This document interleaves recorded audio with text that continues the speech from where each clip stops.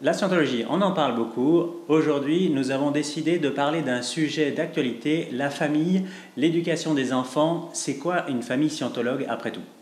Donc pour cela, on va interviewer Léna, qui est mère de famille. Salut Léna. Salut. Alors, décris-nous un peu ta famille déjà. Bon, ok. Donc moi, je suis mariée depuis bientôt 10 ans à mon mari, qui est un mari merveilleux. Donc ça, c'est un ingrédient quand même clé dans une famille heureuse, c'est que le mari et la femme, ils soient heureux l'un avec l'autre. Et on a deux jeunes filles qui ont 8 et 10 ans et demi. Et deux petites blondes aux yeux bleus, merveilleuses. Enfin, voilà. D'accord. Et alors, comment ça se passe à la maison déjà? Bah, ça se passe bien, mais alors du coup c'est une réponse un peu succincte. Est-ce que tu veux savoir genre comment on s'occupe des devoirs, comment, parce qu'il y a plein de facteurs en fait dans une famille. Oui. Alors, il y a l'aspect de la scientologie avec la famille. D'accord. Donc, est-ce qu'il y a des choses que vous utilisez qui seraient différentes d'une autre famille, par exemple, par rapport aux devoirs, par exemple, Oui, je comprends. ou à ce genre de choses? Bon bah, alors j'ai pris les devoirs parce que c'est vrai que c'est un aspect vachement important, l'étude des enfants, parce que c'est comment ils construisent leur vie, comment ils vont même trouver leur but pour leur vie, etc. Donc si l'école ça se passe mal, c'est vachement difficile parce que ça leur fait un poids tout le temps, quoi. D'accord. Donc c'est vrai que moi je mets beaucoup l'accent sur leur façon d'étudier. Et il se trouve que le fondateur de l'église de Scientologie, il a aussi développé une technologie pour étudier sans tous les drames qu'il y a tous les jours, quoi. Bien sûr. Alors que l'enfant, avec une méthode simple et bien épaulée, en fait, c'est facile. Et puis, il peut vraiment comprendre. Puis, gagner en compétences, c'est sympa pour un enfant aussi. Tu sais, t'arrives, t'apprends une nouvelle chose, quoi. Donc, moi, mes filles, elles sont vraiment contentes de rentrer à la maison le soir et de me dire ce qu'elles ont appris à l'école. Et du coup, je suis allée à l'école aussi quand même. Et donc, des fois, je me dis, en fait, elles n'ont pas compris. Alors, je les assieds, je reprends avec elles la leçon. Et puis j'utilise la technologie de l'étude pour bien trouver ce qu'elles n'ont pas compris et pour les amener à comprendre mieux. D'accord. Tu vois ? Le truc, je pense, qui change le plus, c'est l'apprentissage des poésies. Tu te souviens de tes poésies ? Ouais. Tu te souviens comment c'était l'enfer sur Terre ? Quand tu apprends par cœur une poésie, c'est tout horrible. ça. Oui. Enfin, je veux dire, t'as des enfants, ils se roulent par terre. Enfin, c'est genre... On a tout vu, quoi, pendant l'apprentissage des poésies. Moi, je me souviens, je pleurais quand il fallait apprendre les poésies. C'était horrible. D'accord. C'était horrible. Et donc là, avec mes enfants, j'applique bien la technologie de l'étude. Tu vois, il y a des petites astuces, quoi. Et du coup, on peut apprendre la poésie, on peut l'apprendre rapidement. Tu n'y passes pas 4 heures par jour pendant 6 jours. Et puis après, elles reviennent, elles ont un A, enfin, elles sont vraiment contentes, quoi. Parce que sinon, elles rentrent dans ce truc un peu dramatique et tout ça. Ah ouais. Ah bah si, non, la technologie de l'étude, c'est quand même super important parce que c'est vraiment le jour et la nuit entre un enfant qui va être heureux à l'école et sans réaction disproportionnée, quoi. Tu vois ? Ouais. Parce que, les enfants, s'ils ont envie de jeter quelque chose par terre, ils jettent quelque chose par terre, tu vois. Nous, on va essayer de se retenir. Mais ceci dit, même pour les adultes, la technologie de l'étude, ça change la vie. D'accord. Donc ça, c'est la partie devoir. C'est vrai que ça me fait un changement d'avoir la technologie de Scientologie pour ça. Parce que du coup, je peux les accompagner dans leurs études et je peux faire en sorte qu'elles s'accomplissent à l'école, quoi. Pas que ça soit le truc dur au travers duquel il faut passer de toute façon, parce que il faut y passer par là, de toute façon c'est obligé, et peut-être elles auront un métier qui leur plaît, peut-être pas, parce qu'elles auront échoué leur examen, tu vois. Ça, c'est pas rigolo. C'est pas comme ça que je voyais la vie avec mes enfants, et c'est vrai que grâce à la technologie de l'étude développée par Monsieur Hubbard, ça c'est résolu. Super. Ouais. Et alors pour l'aspect vraiment purement familial, comment ça se passe? Parce que je suppose que j'ai eu un petit frère, je sais comment ça se passe, elles ont à peu près le même âge, il doit forcément y avoir des petites chamailleries, des petits clashs de temps en temps quand même. Ah bah oui, ça c'est sûr. Mais alors comment tu gères ça, toi? Bon, alors on fait un truc spécial. On fait la table des bêtises. La table des bêtises. Ouais. C'est quoi? Ah, c'est un concept. Parce que moi, je connais pas. Ok, en fait, on s'assied à table, d'accord?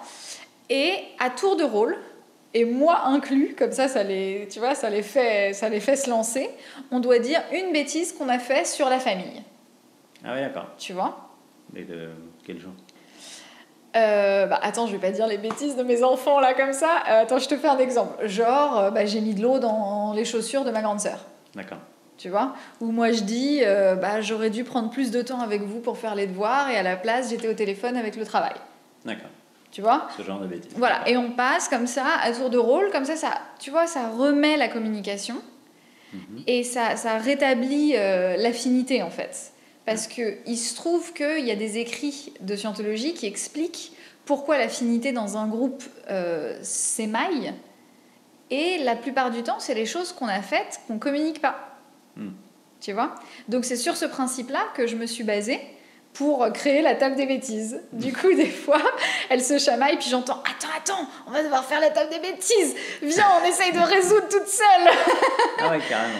Tu vois, et puis, à un moment, elles sont là « Maman, est-ce qu'on peut aller jouer, s'il te plaît ?» Et puis je sais que c'est bon, parce que, tu vois, la communication est rétablie et elles sont à nouveau copines, quoi. Oui. En tout cas, je fais vraiment en sorte qu'elles continuent à augmenter leur communication l'une avec l'autre, jusqu'à ce qu'elles soient à nouveau capables d'être heureuses, d'être dans le même espace et de s'entendre bien, quoi. Ah ouais, et elles deviennent de nouveau les meilleures amies du monde. Oh, elles sont vraiment soudées, ouais. D'accord. C'est vraiment sympa. D'accord. Super. Ouais. Et avec ton mari, alors, des trucs particuliers pour unifier la famille ou des choses comme ça ? Ouais, alors avec mon mari, on s'aime vraiment, vraiment beaucoup. Ça aide.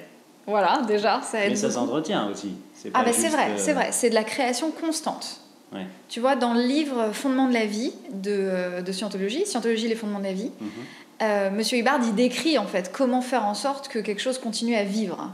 Que ce soit une relation, que ce soit un projet, que ce soit n'importe quoi. Ouais. Donc on utilise vraiment ça pour faire que notre mariage il continue à vivre aussi intensément qu'au premier jour, quoi. D'accord. Tu vois bon, je te raconte ça, c'est un détail vraiment personnel, mais... Si tu as des anecdotes, je t'écoute. Ouais. Et avec mon mari, une fois qu'on s'est mariés, parce qu'on a vécu un peu ensemble avant de se marier, mais donc une fois qu'on s'est mariés, tous les jours, tous les matins, il me demande quand même si je suis d'accord de l'épouser. D'accord. Tous les matins. C'est mignon. Écoute, en tout cas, tu sais, ça fait persister la décision, quoi. Tu vois ? Et puis, tu sais, en Scientologie, on a des cérémonies religieuses. Ouais. Et donc, on s'est mariés avec la cérémonie religieuse de Scientologie. Et dans cette cérémonie, on s'engage à ne jamais s'endormir sur une baisse d'affinité mutuelle. D'accord. Et donc ça, c'est crucial, en fait. C'est crucial de maintenir ça, de vraiment s'y tenir, quoi. Parce que c'est facile de dire, là, je suis fatiguée, il est 3h du matin, de toute façon, on n'est pas en train de s'en sortir, on se gueule dessus depuis 6h, donc on va passer à autre chose. Non, c'est un point de discipline. On ne se couche pas si on a une affinité qui a baissé. Donc vous faites quoi ? Vous continuez de parler jusqu'à ce que ce soit résolu ? Ouais. Des fois, c'est dur, hein. Ouais. Non, mais parce qu'un mariage, je veux dire, c'est pas tranquille, facile, c'est génial. Tu vois, c'est deux individus. En plus, mon mari et moi, on est des gens vraiment passionnés.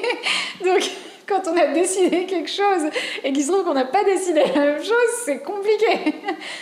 Mais non, c'est ça, on continue à communiquer.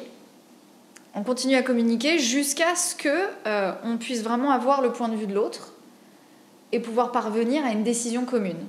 Parce qu'avant tout, une famille, c'est une équipe, quoi. Oui. Tu vois, c'est une équipe. C'est comme si tu avais plusieurs personnes, quand on conduisait un bateau, qui décidaient dans quelle direction aller. C'est pas possible. Ton bateau, il va tourner en rond. Ouais. Donc là, on est une équipe, on tient la barre ensemble, tu sais, et puis on peut pas vouloir aller dans deux directions opposées, quoi. Donc c'est beaucoup de communication. Il se trouve que la scientologie, moi, ça m'a vachement aidée sur le sujet de la communication, tu vois, sur pouvoir vraiment écouter la personne, comprendre ce qu'elle dit. Tu sais, en arriver au point où je suis pas juste à penser mon idée dans ma tête. Tu vois ce que je veux dire ? Parce que ça arrive des fois. T'écoutes la personne pour, ok, vas-y, dis ce que t'as à dire, et puis t'es juste fixé sur ce que toi, tu veux dire ensuite. Oui. Tu vois ce que je veux dire ? Oui, t'es un peu en mode, bon, j'attends que ça passe et je vais dire mon argument ensuite. Exactement, tu vois, et t'es là et t'essaies de le caser, tu sais. Mais en fait, c'est pas de la vraie communication, quoi. Ouais. Tu vois ? Et donc en scientologie, je me suis exercée. Tu sais, les cours de communication que t'as fait. Ouais. Tu vois, donc je me suis exercée à pouvoir vraiment écouter la personne, prendre son point de vue, comprendre ce qu'elle veut dire, et ensuite décider, est-ce que ce que moi je veux dire, c'est utile et ça va amener quelque chose, ou est-ce que en fait, ça sert à rien, quoi. Tu vois, parce qu'il se trouve que la personne a raison, et donc je devrais changer. Ou alors, non, vraiment, ce que je pense, c'est important, et il faut que lui, il change. Vous faites beaucoup de compromis dans ce style ? Alors, compromis, moi, j'aime pas trop, parce que ça fait comme si on fait moins que ce qu'on voudrait faire, ou tu vois, comme si on baisse on essaye toujours de regarder, lui il veut quelque chose, moi je veux quelque chose, comment est-ce qu'on fait les deux et plus encore. Ah, Tu vois, comment est-ce qu'on fait vraiment une création où il n'y a personne qui est frustré, quoi. d'accord. Parce que une famille, ça doit t'aider à faire plus, tu vois, à exister toi-même encore plus vers tes propres buts ou vers tes propres aspirations. Ouais. Tu vois, si c'est un truc qui te retient, bah c'est bon pour personne, quoi. Et puis le moral des enfants, franchement, c'est vraiment... C'est proportionnel à la quantité d'amour qu'il y a entre les parents. Moi, ce que j'ai vu, c'est mes enfants, si nous on va bien, c'est presque mystique quoi, ou magique, si nous on va bien, elles tombent pas malades, elles sont heureuses, elles aident dans la maison, tu sais, tout va bien. Le moment où mon mari et moi, on s'y est mal pris et on n'a pas vraiment rétabli l'affinité, alors ça, soudain j'ai une fille qui est malade, ou j'en ai une qui est triste, ou tu sais, c'est presque mathématique quoi. C'est marrant. Ouais, c'est vraiment rigolo. Donc le fait que mon mari et moi on reste en bonne affinité, c'est la cible numéro 1 quoi. D'accord. Et alors, tu as dit un truc intéressant tout à l'heure à propos de l'équipe, Ouais. la famille en tant qu'équipe. Ouais.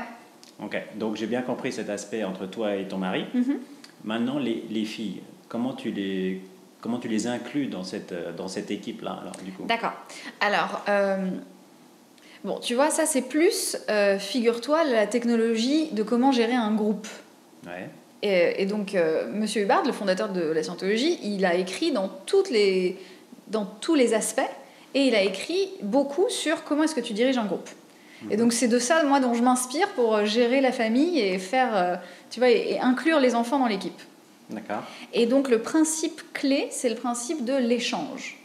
C'est-à-dire les enfants, ils sont dans une position qui est vachement difficile parce qu'ils reçoivent. Ils reçoivent de la nourriture, ils reçoivent un logement, ils reçoivent de l'éducation, ils reçoivent de l'argent, ils reçoivent des jouets, ils reçoivent un lit, enfin ils reçoivent tout. Ouais. Toi, si juste t'arrivais chez quelqu'un et qu'il te donnait de la nourriture, de l'argent, tout ça, tu te sentirais mal, non? Oui. T'as pas envie... Si je voudrais lui donner quelque chose en échange... Bah bien sûr, tu veux aider. Oui. Enfin, tu vois, tu vas faire la vaisselle, tu vas essayer de trouver comment faire pour aider, quoi. Oui. Bah, c'est le principe de l'échange. C'est parce que tu veux pouvoir donner autant que tu reçois. Et c'est comme ça qu'on reste sain d'esprit. Et donc les enfants, c'est juste c'est pas qu'il faut pas donner beaucoup d'amour aux enfants. Parce que les enfants, je les aime et elles manquent de rien. Okay. Mais, tu vois, je fais en sorte qu'elles donnent à la famille autant, dans la mesure du possible, que ce que la famille leur donne. Du genre? Donc tu vois, elles ont des fonctions dans la maison. Donc la petite, elle doit s'assurer qu'il n'y a jamais de vaisselle sale. Ah oui.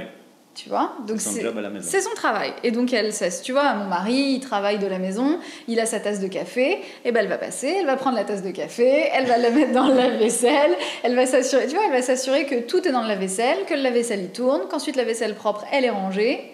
Il n'y a pas de vaisselle qui traîne, il n'y a pas de vaisselle sale, tout est tout le temps nickel. Tu vois. Et la grande, c'est la lessive. Ah ouais. Tâche vachement importante dans une famille. C'est super importante, ouais. Tu vois. Donc, les chaussettes roulées en boule au pied du lit de la petite, et il faut aller les chercher, il faut penser qu'ils sont là-bas, le mettre dans le bac, faire la lessive. Non, mais tu vois. Il faut connaître les habitudes de tout le monde. C'est sûr. Tu vois, j'ai pas vérifié la chaise dans la chambre, là, il y a les robes qu'elle a essayées qui sont sales, enfin, tu vois. C'est leur fonction, quoi. Il y en a une qui a la vaisselle, une qui a la lessive. Et après, quand on fait le ménage tous ensemble, de toute la maison. D'accord. Tu vois. Et puis petit à petit, après, tu leur donnes plus de responsabilités. Là, la grande, elle est suffisamment grande maintenant. On lui donne des courses à faire très précises, tu vois, avec une liste très précise pour le dîner du soir. Du coup, elle rentre à la maison, elle fait ses devoirs. Puis ensuite, elle prend les sous, elle prend la liste, elle va au supermarché, elle revient avec les courses. Ah. Et après, je fais à manger. D'accord. Voilà, on fait en sorte qu'elles apportent leur participation, vraiment. D'accord. Et elles sont contentes avec ça? Elles sont super fières. Tu sais, elles le font et ça augmente vraiment leur fierté, quoi. Parce qu'elles apportent leur contribution à la famille. Tu vois, le principe, c'est que leur père et moi-même, on travaille vraiment dur pour qu'elles aient la vie qu'elles ont, pour qu'elles aient la maison qu'elles ont, les jouets, etc. Ouais. Et comme ça leur permet d'apporter leur contribution et d'être vraiment des membres de l'équipe, tu vois. Ah oui. Donc la fierté qu'elles ont, elles sont vraiment contentes, ouais. Super, parfait. Donc est-ce qu'il y a autre chose que tu voudrais dire sur ta famille et comment tu la maintiens unie finalement? Ce que je pourrais vous dire, c'est qu'en scientologie, il y a plusieurs cours qui vous permettent d'avoir des principes directeurs, en fait, et qui aident à créer un mariage heureux, une famille unie et des enfants qui sont vraiment contents et qui peuvent s'épanouir dans leur vie. Et donc ces cours-là, mon mari et moi, on les a tous faits. Et ça nous guide, parce qu'il y a des moments où on fait face à des situations qu'on ne connaît pas forcément, des moments d'incertitude, et on peut toujours se référer à ces cours-là pour trouver quel principe directeur il faut qu'on mette en pratique. Et notre famille va vraiment bien et on s'en sort avec ça. Merci Léna. De rien. Voilà, j'espère que ça vous a plu et que ça a répondu à la question concernant une famille scientologue et tout ce que ça implique. Voilà, si vous avez des idées de podcasts ou de sujets que vous voulez aborder ou vous avez des questions dessus, ce que c'est qu'un scientologue dans certains aspects de la vie particuliers, mettez-les en commentaire et on sera ravis de faire un podcast futur là-dessus.